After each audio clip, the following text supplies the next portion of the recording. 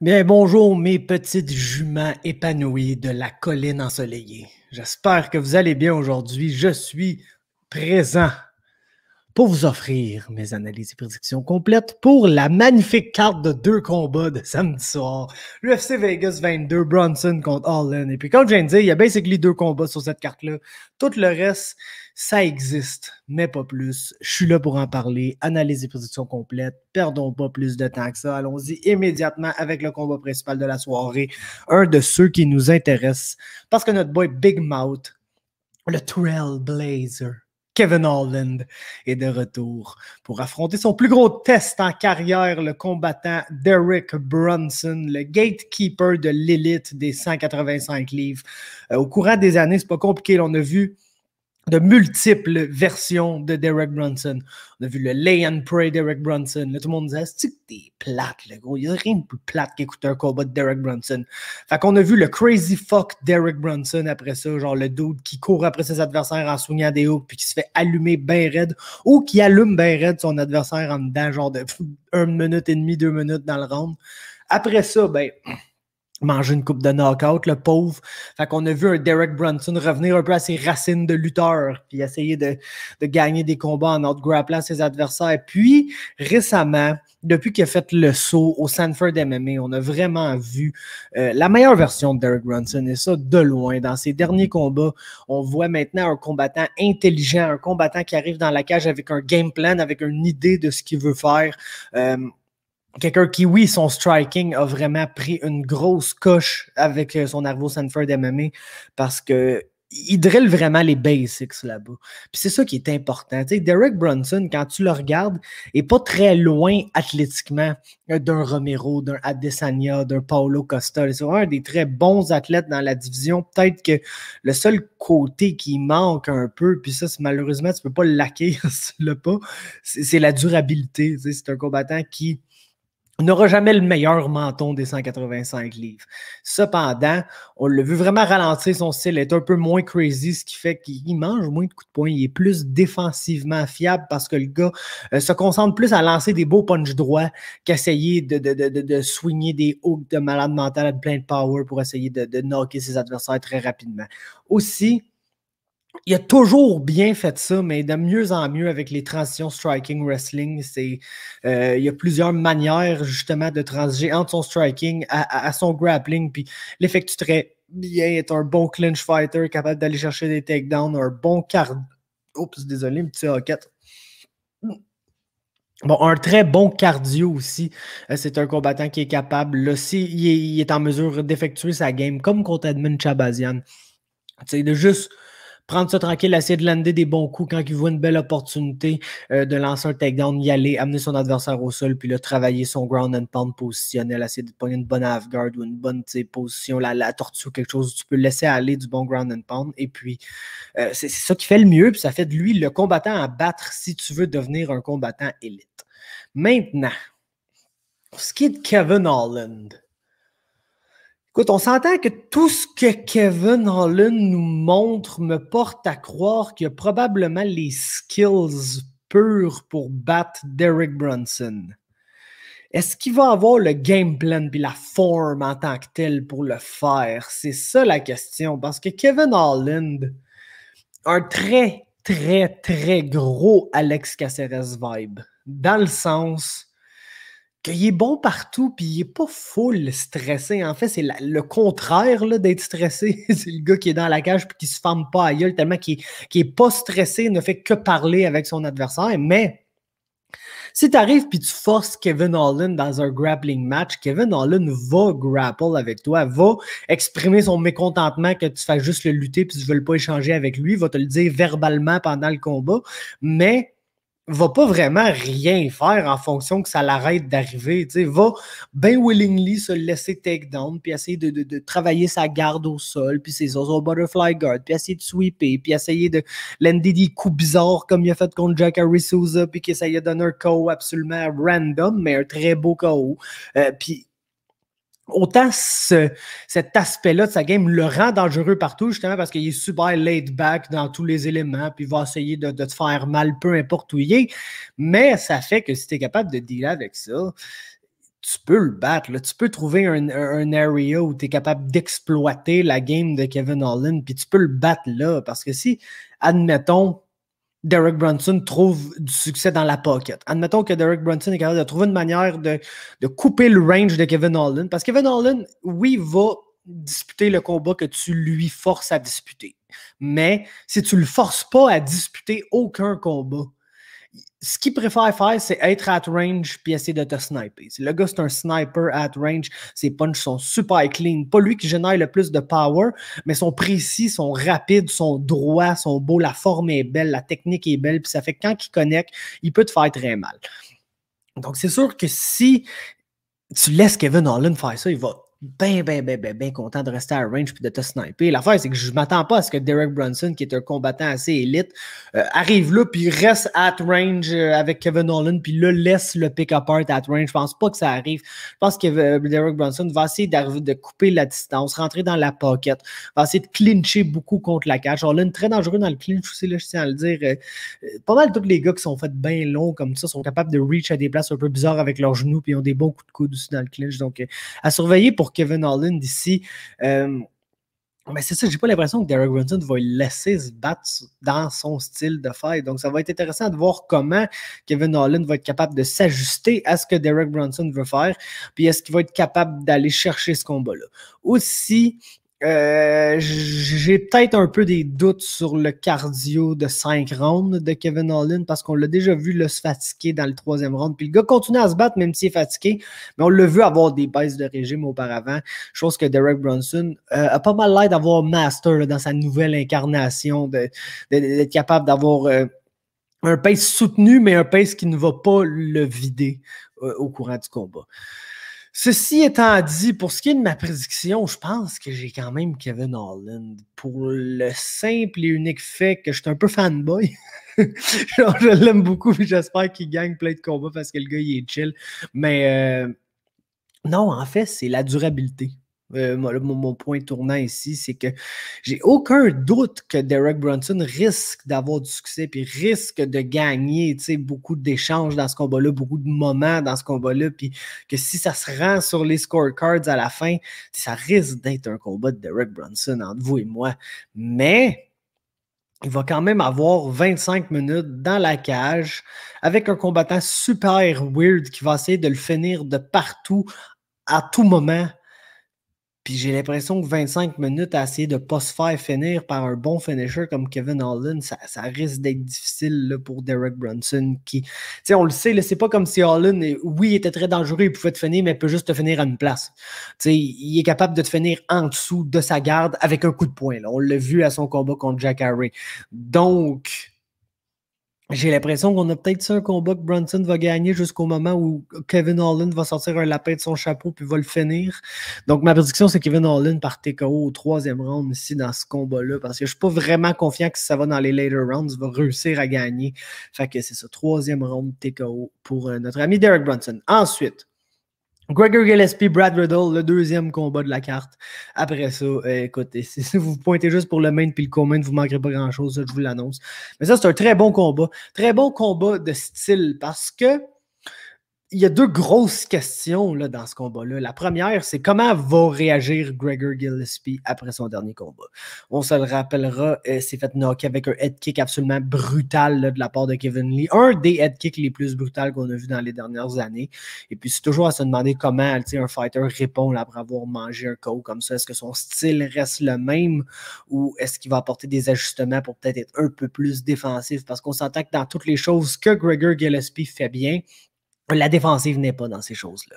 C'est un pace fighter, c'est quelqu'un qui veut aller ridiculement vite partout, puis mettre ridiculement de power dans tout, parce qu'il n'est vraiment pas inquiété par son gas tank qui est pratiquement infini, puis que même s'il se fatigue, il continue à travailler aussi fort qu'au début du combat, quand il y a son énergie au complet.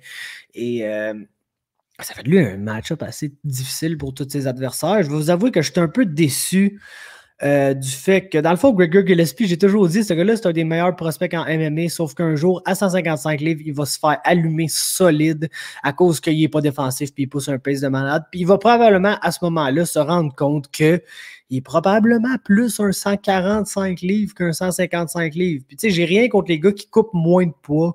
C'est bien correct, mais j'ai juste pas l'impression que Gregor Gillespie peut devenir un world champ ou un contender vraiment à 155 livres. Puis je suis sûr qu'à 145 livres, il pourrait faire ça parce qu'il y a un peu un style à la Volkanovski, mais genre crazy, là. Genre, je pousse un pace complètement démesuré dans tous mes combats. Donc, je pense que ça serait vraiment une belle addition à la division 145 livres, mais il n'est pas encore là. Puis, tu sais, au rythme que ça a l'air d'aller, je ne sais pas s'il va être là un jour. Donc, on va le prendre où on l'a. Et la deuxième question, ben, c'est au niveau de Brad Riddell qui, à date, a gagné beaucoup de ses combats dans l'UFC. Puis la majorité des gens dans l'UFC, ce qu'ils ont voulu faire, c'est l'amener au sol. Parce que Brad Riddell est un coach de striking au Tiger Muay Thai. C'est un excellent striker qui frappe fort, mais qui est stratégique, qui sait placer ses shots, qui est très bon et très dur à outstriker debout. Puis, tu sais, dans ce combat-là, si Gregor Gillespie fait juste aller de l'avant et essaie de lancer ses mains en malade mentale comme il fait souvent, risque de se faire counter très solidement par Brad Riddell. La question est, est-ce que Riddell va gagner? Parce que oui, Riddell a gagné tous les combats contre des gens qui essayaient de l'amener au sol. L'affaire, c'est qu'aucun de ces gars-là était le lutteur que Gregor Gillespie est. Tout le monde se rappelle que Gregor Gillespie est un NCAA Division I National Champion. Là, à un moment précis, Gregor Gillespie était le meilleur lutteur collégial aux États-Unis dans sa catégorie de poids. Donc, c'est un niveau de lutte qui est dur à répliquer, là, même dans la cage de l'UFC. Et aussi, tu sais, Brad Riddell, ça a été très serré, là, ces combats, où les gens essaient de l'amener au sol. Puis oui, il réussit à bien se défendre, à se relever. Puis là, il y avait un gros moment là, dans le combat qui faisait « Oh, il gagne ce round-là. » Puis il a probablement gagné ce round-là, mais c'est cet autre round-là était à son adversaire. Donc, toujours des combats serrés contre ces grapplers-là qui essayaient de l'amener au sol. Puis j'ai l'impression que Gregor Gillespie est juste vraiment un meilleur grappler que tous les gens que Brad Riddell a affrontés. Donc j'ai tendance à ligne pour Gregor Gillespie ici par décision dans ce combat-là. Et on passe au restant de la carte. On va y aller rapidement, je vous le dis. Mais ici, on a un combat que j'adore. Cheyenne Buys, Montserrat Conejo Ruiz. Et puis écoutez, ce combat-là, c'est malade. On a vu Cheyenne Buys au Contender Series. Hey Gangster, la face qu'elle veut, c'est de counter-striker avec attitude à part de ça. Tu sais, ce qu'elle aime faire, c'est de faire te commettre, te pincer avec un petit counter-slick, puis tu sais, un peu brag about it, là, puis gagner de la confiance. Plus elle te pince avec ses counters, plus qu'elle gagne de la confiance, puis ça fait qu'elle build sur ses attaques, plus le combat avance, et puis... c'est comme ça qu'elle remporte la majorité de ses combats, ne seulement que 6 combats pro cependant, 5 victoires et 1 défaite. Et son grappling qui s'améliore, je dirais, probablement à cause de son mari, qu'on va voir plus tard sur la carte, le JP Buys, qui est un grappler. Et puis, ça fait que le grappling de Cheyenne Buys s'améliore beaucoup. Le problème dans ce combat-là, puis je ne sais pas si c'est un problème pour elle, là, définitivement. C'est pas un problème pour moi, loin de là. C'est que Montserrat Conejo Ruiz, là, basically, c'est une version 115 livres d'Alexei Oleinik. La fille est petite, mais elle est bricked up, c'est un tank, puis elle, ce qu'elle veut, là, c'est être complètement wild en allant de l'avant avec son striking dans le but de se retrouver dans le clinch. Puis quand elle est dans le clinch, elle essaie toujours de pogner le head and arm throw, de te lancer au sol dans un genre de judo throw, puis de faire des hosties arm lock bizarres du Scarfold. Elle a plein d'arm bar en tant que tel, elle a reçu des Americanas de là. Tu sais, la prise que tu es au sol, là, puis tu tiens la tête, puis si tu lâches la tête puis le bras, tu donnes ton dos à ton adversaire. Elle, c'est pas mal sa spécialité, je vous dirais. Puis, ben honnêtement, je sais pas si Cheyenne Buys a déjà eu à dealer avec du grappling bizarre comme ça dans sa vie. Tu sais, elle a seulement 5-6 combats pro. C'est sûr que c'était plusieurs combats d'expérience, une dizaine de combats d'expérience, plus que ça. Peut-être que dans ta vie, tu t'es déjà retrouvé dans une genre de position weird comme ça, puis tu sais comment dealer avec ça. Mais au début de ta carrière comme ça, je sais pas si je peux m'attendre à ce que Cheyenne Buys soit capable de dealer avec le grappling ultra weird, ultra bizarre de Montserrat que tu vois pas vraiment nulle part ailleurs. Donc, je le sais que la favorite, c'est probablement Cheyenne Buys ici. Elle a le meilleur grappling. Puis elle va avoir un adversaire là, qui va courir après elle puis qui va lui offrir toutes les opportunités de la counter solidement. Mais j'ai l'impression que Montserrat va réussir à aller chercher le clinch à un moment ou l'autre, va lancer Cheyenne Baez par terre avec un head and arm throw, puis il va essayer ces astuces d'arm-lock bizarres, puis je ne sais pas si Baez a assez d'expérience pour savoir quoi faire dans cette situation-là. J'ai aucun doute qu'ils se sont entraînés beaucoup là, dans cet aspect-là, mais quand même, ça va être à voir pendant le combat, puis moi, avoir une female Alexei Oleinik à 115 livres, il n'y a rien qui m'excite plus que ça dans tout l'univers, fait que c'est sûr que je pique Montserrat Coneo par first round submission ici. Ensuite, Adrian Yanez, Gustavo Lopez. J'aime beaucoup Adrian Yanez. Ses mains ont l'air super slick. Ce qui me gosse avec lui, c'est que s'il ne gagne pas par first round finish, souvent ça se retrouve en split decision, puis la moitié du temps, il perd. Gustavo Lopez, lui, fait absolument rien qui m'impressionne, mais il fait absolument rien qui ne m'impressionne pas non plus. Le gars est juste un bon all-rounder qui ne va jamais être élite, la 135 livres, surtout. Jamais être élite parce qu'il n'y a juste pas les capacités athlétiques des meilleurs dans la division. Mais c'est un bon striker, c'est un bon takedown artist, c'est un bon grappler, puis il est capable de trouver le trou dans le game de ses adversaires puis juste l'exploiter. Donc, je pense qu'il y a vraiment une belle chance ici, si ce combat-là passe au premier round, que Gustavo Lopez soit en mesure de gagner. Mais le fait que c'est déjà fait finir par André Ewell puis John Castagnada auparavant me porte à croire que probablement notre ami Adrian Yanez va être capable de lander de quoi de vraiment solide avec ses mains super slick au premier round puis ainsi gagner par knockout. Ensuite, Song Kenan, Max Griffin, two true outcome. Song Kenan by KO, Max Griffin by decision ou late TKO ou de quoi de même. Fait que, OK, Max Griffin est à peu près le gars le plus hittable dans la division welterweight. Puis c'est ça son plus gros problème parce qu'il ne se fait pas knocker. Il ne se fait pas knocker, il est super tough. Puis un jour, oui, il va se faire knocker parce qu'il y a quand même, là, il est 16-8. Fait que 24 combats professionnels. Le gars n'est pas dans les débuts de sa carrière, on s'entend. Puis c'est pas un combattant élite, le loin de là, mais le gars lance le double, littéralement le double du output que Song Kenan lance. Kenan va essayer de ne pas se faire takedown puis de lander un gros crise de counter pour knocker son adversaire. Puis Max Griffin va faire absolument tout le work dans ce combat-là, va aller de l'avant, va lancer ses mains massivement, va lander des takedowns, va tout faire. Puis ça devrait être assez pour lui donner la décision s'il ne se fait pas complètement knocker à quelque part dans le combat. Il ne s'est jamais fait knocker, fait que je ne peux pas encore prédire que Max Griffin va perdre par KO. Ça va nécessairement arriver un jour. Ça va peut-être être même samedi soir, mais ma précision, c'est Max Griffin par décision ici. Et on termine la main card avec un combat de dernière minute entre Tai Tuivasa et Harry Unsucker. Écoute, Tai Tuivasa était quand même un massive favorite face à Dontal Mays, qui était son adversaire d'avant. Dontal Mays a dû pull-out du combat. Il est remplacé par Harry Unsucker, qui a une fiche de 7 victoires, 3 défaites, dont des défaites par KO contre Dontal Mays et Jared Vanderaa au Contender Series. Donc, j'ai tout simplement Tai Tuivasa par first round KO ici, c'est pas compliqué.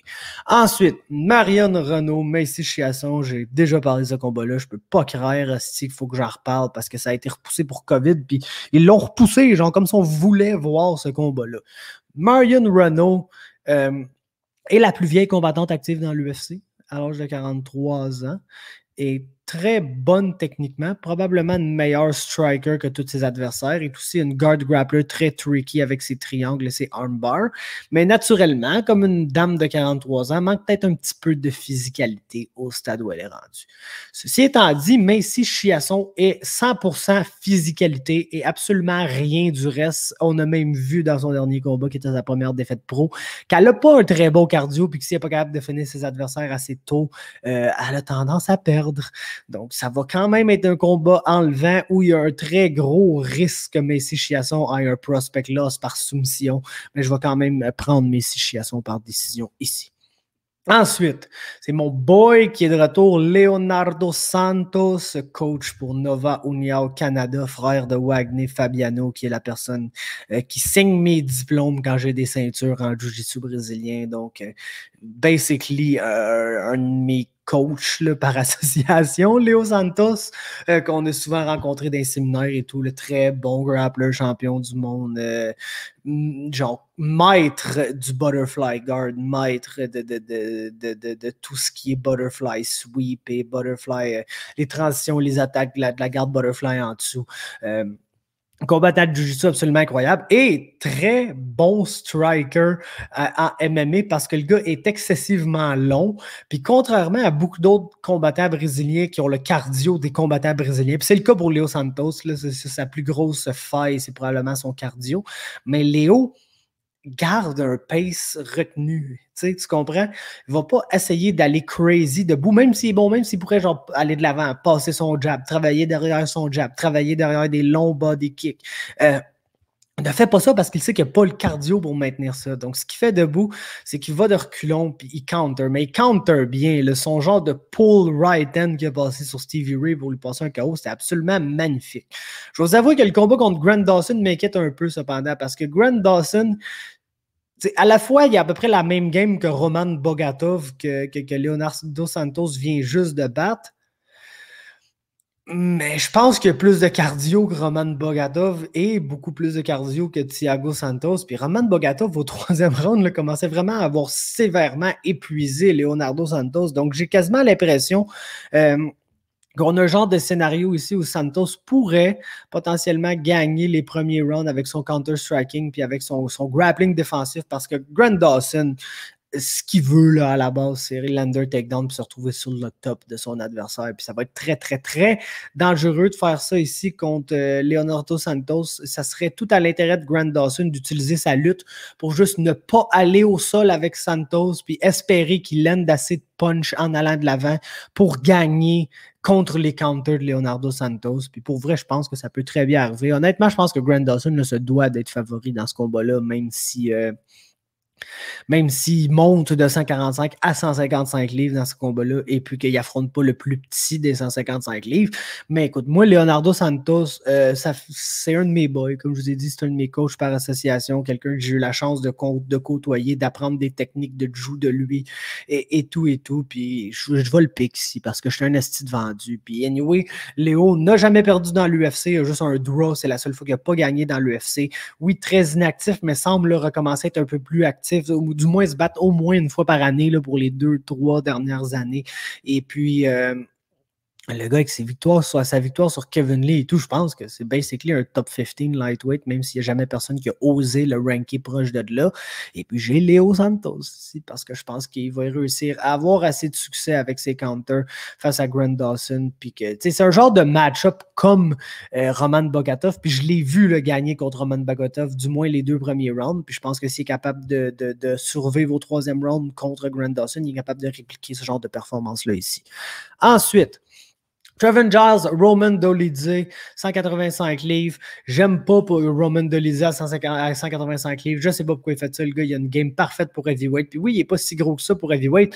Mais écoute, le gars, il se plante là, il attend. Puis là, il essaie de lander des single huge power shots pour te knocker ben raide. Puis c'est pas un style qui va le faire gagner particulièrement à 185 livres. Contrairement à 205 livres où tu peux aller très loin, j'ai l'impression, avec ce style-là.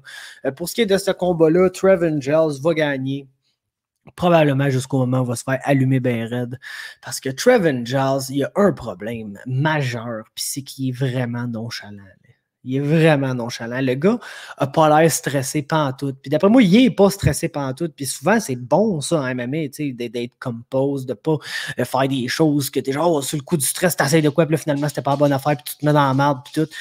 C'est une bonne chose qu'il soit en mesure d'être pas stressé, mais il est trop pas stressé. Le gars, tu recules les mains bien basses, lance des 1-2, semble constamment chercher la main droite parfaite qui a juste de la misère à trouver parce qu'il ne set pas bien up. Puis à la fin des échanges, ramène ses mains super basses, c'est toujours le menton bien haut. Puis tu sais, il n'est pas stressé. Puis, tu vois, il fait sa petite affaire. Puis son temps de réaction défensif n'est pas excellent, je dirais, à cause de ça. Puis ça me donne juste l'impression qu'il va probablement gagner ce combat-là jusqu'à temps qu'il se fasse allumer bien raide par Roman Dolidze, qui est un 205 livres, qui est excessivement puissant, qui va juste être planté là devant lui à rien faire en cherchant un knockout. Et puis, si Trevin Giles est juste là, être un peu nonchalant, va probablement finir par y donner un moment dans le combat. Donc, j'ai Roman Dolidze par KO, 2e round. Ensuite, Montel Jackson, Jesse Strader. Ça aurait été un bon combat si Strader avait 5-6 combats de plus. Là, il arrive sur short notice, c'est seulement 6 combats pro, fiche de 5-1. Il fait des belles choses, là, va de l'avant, il aime beaucoup de body shots. C'est un combattant qui est très game, qui a un beau style en général. Je pense que c'est un bon prospect qui va être le fun à voir se développer. Mais ça va être dur là, contre Montel Jackson, qui est un énorme bantamweight, que le gars devrait pratiquement se battre à lightweight tellement il est gigantesque. Je ne sais pas comment il fait 135 livres. Il a probablement les plus grosses mains dans la division en termes de size là, de main. Probablement lui qui porte les plus gros gants à 135 livres. Puis ce qu'il fait, à la base, c'est un lutteur, Montel Jackson, mais en MMA, ce qu'il aime faire, c'est rester à range parce que le gars outreach les autres bantamweight de 4 km à peu près. Puis il essaie de sniper. Là. Il a un peu le style à la Kevin Holland, je vous dirais, où il essaie vraiment de te sniper à range. Puis j'ai l'impression qu'il va réussir à la longue avec Strader qui arrive peut-être un peu short notice. Puis je dis pas unprepared là, pour ce combat-là, parce que je sais pas s'il est en camp ou whatever, ou si ça tenait prêt, mais tu sais, il arrive pas avec un training camp complet avec un adversaire spécifique en tête. Donc, je pense que ça va être difficile, là, ce combat-là, pour Jesse Strader. Puis j'ai Montel Jackson par soumission au deuxième round parce que Montel Jackson, quand il t'allume debout, ce qu'il aime faire, c'est de sauter au cou après, passer de te choquer avec une guillotine, un darce, n'importe quoi. Donc, j'ai Jackson soumission, deuxième round ici. Et ça nous mène un combat chez les lightweight, les flyweight, Bruno Silva, JP Buys. Et puis, écoute, regarde, c'est triste à dire, Bruno Silva, c'est un bon petit combattant, super willing, super game, qui nous donne des belles performances à chaque fois parce qu'il rend ses combats serrés tellement, tu sais, qu'il a du cœur, puis qu'il va de l'avant, puis qu'il essaye fort de gagner. Il est juste probablement le pire athlète dans la division 125 livres. Une division où être un athlète, être super athlétique, explosif et rapide, c'est tout. Genre, c'est la division où c'est le plus important d'être super athlétique. Autant à heavyweight, tu peux t'en sortir en étant juste gros et puissant. À flyweight, si t'es pas super rapide, super explosif et super tout ça, tu vas être des années-lumière en retard sur tous les autres combattants. Puis c'est vraiment ça qu'on voit dans le game de Bruno Silva qui arrive. Puis tu vois que techniquement, il est capable de compétitionner avec tout le monde, mais il manque juste un petit step, un petit edge, un petit, tu comprends, une petite seconde en arrière de tout le monde tout le temps, puis ça fait qu'il perd ses combats, puis je pense que c'est ça qui va arriver contre JP Buys, qui va probablement réussir à l'out-grappler pour la majorité du combat. Décision pour JP Buys, mon pick ici. Finalement, premier combat de la soirée, Julia Avila contre Julija Stoliarenko. Puis je vais le dire là, tout simplement, Julija Stoliarenko, c'est un IQ test dans l'UFC. C'est pas plus que ça. La fille, elle essaie de faire une chose, c'est clincher avec toi pour s'agripper assez pour pouvoir pull guard puis essayer des armbars. Puis toutes ses victoires, ou presque, si je ne me trompe pas, mais je pense que toutes ses victoires, c'est par armbar. C'est une fille qui veut juste essayer des armbars, puis que oui, elle va essayer de te clincher pour se rendre à son guard pull qui va la rendre à son armbar. Le problème ici, c'est que si tu laisses aucune place dans le clinch, elle n'est pas capable de se créer cet espace-là elle-même pour jumper puis aller faire son armbar. Donc, la place où elle va elle-même se mettre pour essayer d'avoir son finish est souvent la place où, quand ça ne marche pas, elle finit par se faire complètement shutdown. Puis je pense que si Julia Avila ne gagne pas ce combat-là, on va avoir des grosses questions à se poser sur son prospect status, surtout après sa défaite contre Sijara Eubanks. Mais contre Eubanks, elle a juste vraiment manqué de cardio, puis on a vu que c'était Eubanks qui était la combattante la plus expérimentée dans ce combat-là, puis qui avait une meilleure idée de quoi faire pour aller chercher les rounds pour gagner ce combat-là. Donc, prospect loss, je pense qu'Avila va apprendre, puis là, le gros IQ test devant elle qu'elle ne peut pas se permettre de perdre. J'ai donc Julia Avila par second round TKO ici, et ça conclut mes analyses de position complètes pour cette carte de l'UFC. Vegas 22, Bronson contre Holland. Laissez-moi un like. Si vous avez apprécié, laissez-moi un commentaire pour me faire part de vos commentaires. Et abonnez-vous à MMA Talk sur Twitter. Allez vous abonner sur Twitter, s'il vous plaît. Si vous avez Twitter, c'est @d_MMA Talk. Vous cherchez juste MMA Talk là, dans les recherches, mais @DTHE_MMA Talk. Charles Jourdain me dit que je devrais vraiment plus être sur Twitter. Fait que je vais essayer. Là, je vous dis, je vais vraiment essayer d'être plus sur Twitter.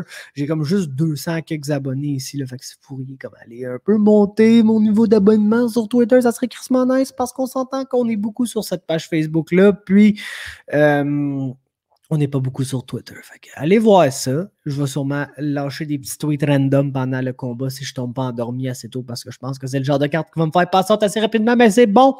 Merci d'avoir été à l'écoute.